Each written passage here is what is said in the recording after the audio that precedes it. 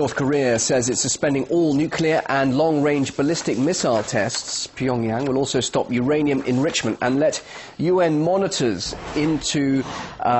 back into the country. Now, this is the first step towards negotiations on North Korea's nuclear issue under the new leader, Kim Jong Il. And to discuss this, we're joined live by now Erich Weingartner. He's an expert on North Korea from Canada. So, what are the reasons for this breakthrough? Is the country really that desperate for food aid now, or are we witnessing the first positive effects of the changeover at the helm in Pyongyang? I think it's partly both. The country is always short of food. Right now, probably not as desperately in need as it was a year ago. They have just received in January some 500,000 tons of food from China. So this is not the #1 priority for this particular action that's happening right now. This has been actually in discussion already last year, and just prior to the death of Kim Jong Il, the USA was going to make an announcement about a food aid process with North Korea. So this is nothing to do with Kim Jong-un now being in power. As you said, this was decided on before Kim Jong-il's death.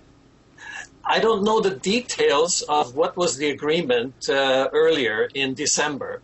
So there might be new aspects right now to this agreement. But as I said, this has been in discussion for quite some time. Clearly a positive step, but can the world community really trust North Korea not to go back on its word and pursue nuclear ambitions as we've seen in the past? Well, this is not a formal agreement we have here right now. This is more in line with what North Koreans like to call words for words and actions for actions.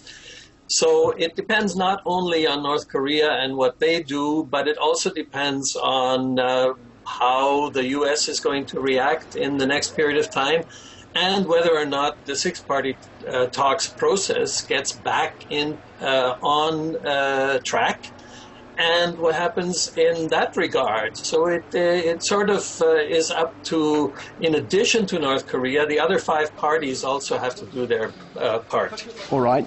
The onus, as you're saying, being on other parties, apart from North Korea. The US and South Korea at the moment have begun military drills right on North Korea's doorstep, and they're planning more exercises. I mean, that doesn't exactly contribute to a peaceful environment for future negotiations, does it?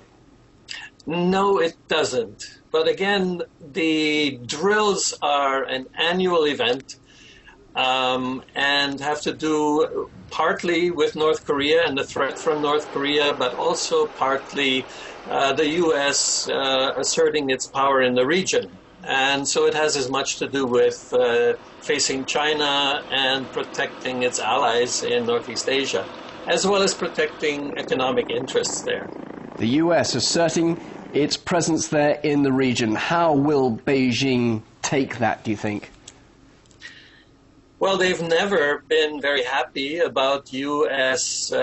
exercises in their region, so they are likely not to appreciate that very much as well. It depends on whether these exercises are going to be increased in the number of military that's involved, the hardware that's involved, or whether this is sort of the regular run-in-the-mill kind of exercise. So you don't think which that the North Koreans don't like very much, and which they are always protesting against, but still there's a kind of an acceptance of the fact that these do happen from time to time. So it's interesting, you don't think that by the US diffusing tensions with North Korea could actually increase tensions with Beijing, just very briefly?